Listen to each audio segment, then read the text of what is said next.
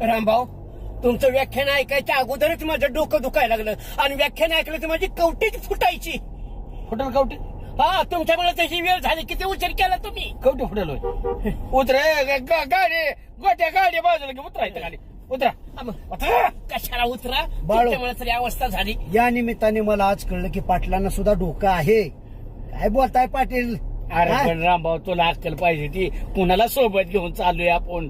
हे अशी उंडगी देता आबरू घालवाय चालवले तो. ते उगाच गावच्या लोकांनी मला पोलीस पाटील केलं नाही. आम्ही आमच्या समर्थनामुळे झालं. तेव्हा परीक्षा नव्हत्या, आमचं पाठबळ होता म्हणून तुम्ही पाटील झाला. काय बघा की बोलताय? बाळासाहेब कसा पथर पथर बोलतोय. मला काय म्हणायचं रामभाऊ, व्याख्यान तुमचं आहे का बाळासाहेबांचं आहे? स्वतः रामभाऊच. हा, मग का बडबड बडबड लावली आता? ना कापसाचं बोळ आणलं असतं ना कानात घालायला. ए उतर ह्या माणसाला, ए उतर ह्या माणसाला.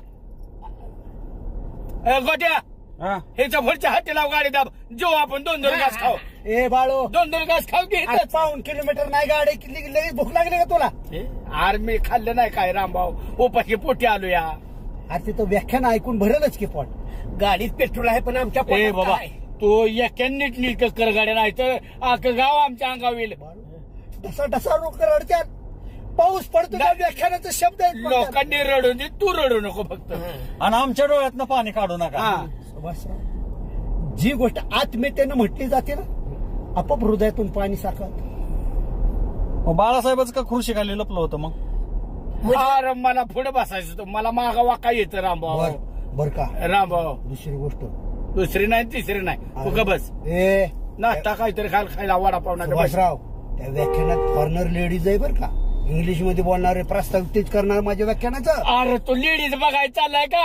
एखाद्या चाललाय का? अरे तुम्ही नीट राहा, ह्याच्यासाठी मी म्हणतोय तिथं स्टँडर्डपणे राहा, माझ्या आबरू घालू नका. रामभाऊ, मी काय म्हणतोय, बाळासाहेब म्हणतात ना इथं जेवायचं, मग थोडंसं अंतर आपण पार करायचं का जेवायचं लगेच? अरे खाऊ पहिल्यांदा पोटाला लगा. 2-2 घास खाल्लं म्हणजे बरं पड. होय, हा, बरोबर आहे. बलबीम पाटील. एक मिनिट, मोबाईल फोन आलाय, फोन आला, आयोजकांचा फोन आहे. आलं का? माझ्याशिवाय दमच नाही. जेवणाचं विचार तिथं करू का इथं करू? म्हणाव जेवा आम्ही. काय कार्यक्रम कॅन्सल? तर का बरं? गोटू गाडी थांब. अहो आम्ही इथं आलोय म्हणावं, 2 किलोमीटर राहिले गाव. म्हणे की 2 किलोमीटर राहिले. अरे अरे अरे, खूपच दुर्दैवाची गोष्ट. काय पण असू दे, पाकिट द्यावं लागेल म्हणाव. आले देवाजीच्या मनात येते डिझेल कोणाचं. पाणी कुठलं टाकायचं? तुम्ही का बसा माझ्याकडे बघ नका. पराधीन आहे जगतीपुत्र मानवाचा. जन्म माणसाच्या आणि मृत्यू माणसाच्या हातामध्ये नाही. जवळ आलोय गावात म्हणा पाकिट दे. सुभाषराव, आयोजकांच्या परिवारातील कोणतरी महत्वपूर्ण इसम देवाघरी गेले. बर, पाकिट द्यावं लागेल भाऊ म्हणाव. काय राव सुभाषराव, पुढच्या महिन्यात व्याख्यान रिपीट करायचं म्हणता. नाही नाही नाही, मला बिलकुल 1 वर्षभर तारखा माझ्या खाली नाही. नाही नाही, सगळे डायरी खालीच आहे रामभाऊ. कोणीच्याच गावात रामभाऊला डायरी भरलेली आहे. नाही नाही, मोकळे तारखायच्या. बाकी तुम्ही म्हणावं लागतं हा. तसं. इतकं पाकिट राव, तेल गेलं, तोप गेलं, हाती दोफाटणं आलं. ठीक आहे, हरकत नाही. मग इथपर्यंत आलेल्याचा खर्च पाठवला तर बरं होईल. महाबळेश्वर 5 किलोमीटर राहिले. जाणं येणं तरी द्या म्हणा. पुढच्या व्याख्यानात ऍडजस्ट करता. बेकार ठीक आहे, घ्या काळजी. अंत्ययात्रेला आलो असतो, पण 2 व्याख्यानं पेंडिंग आहेत आजच्या दिवसात, ते तिकडे जातो. अरे पहिलेच 3 महिन्यात एक्क्याने हे म्हणतो 2 पिंड. तुमच्या आजीची आजी वारली, त्यांना भावपूर्ण श्रद्धांजली. Okay, thank you. अरे काय झालं असेल बरोबर पाटील? त्याचा कुलच ठेव. सुभाषराव, आजीची आजी मला संशय येतोय. अहो हे काय खोटं बोलते ते लोक, ठरवते ते. नाही, मला काय वाटतंय माहितीये का, त्यांना चांगला व्याख्याता मिळालेला असावा. ओ सुभाषराव, माझ्या इतका चांगला व्याख्याता असूच शकत नाही. तुम्ही काय सांगताय? परदेशात मला अमेरिकेत सुद्धा मागणी होती. इथं काय महाबळेश्वर आहे, आपलं हक्काचं गाव आहे. मग का कॅन्सल केलं? मला असं वाटतंय बहुधा त्यांना माझं मानधन परवडलेलं नसेल. 3,000 मानधन तुमचं आणि त्यांना परवडणार नाही बे. अरे 3,000 रुपये परवडणार नाही.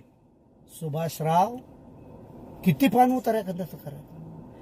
3 लाख मानधन ठरवलं होतं. 3 लाख 30,000 त्यांना म्हणलं तो ऍडव्हान्स पाठवा. तुम्हाला 3 रुपये ऐकू आले. ऍडव्हान्स घ्यायलाच पाहिजे होता तुम्ही. अहो किती 1,500 ऍडव्हान्स द्यायचा, 1.5साठी जायचो ए, आपण. गुटो माझ्या जेवणाचा खर्च बसण्याच्या अगोदर घर काढ. वळव गाडी. अहो, जीव तरी आपण नाही, रामभाऊ. नाही, गाडी घरी घ्या. हे वय असं राव, ह्याला व्यवहार म्हणतात होय गाडी पाटील. घरी. नाही 3 लाख म्हणजे भीक किंमत माणसाची एवढी किंमत ए, नाही. गाडी घरी. चल. जीव तरी द्या. अरे जीव तर रे बाबा ए. आपापल्या घरी जेवा.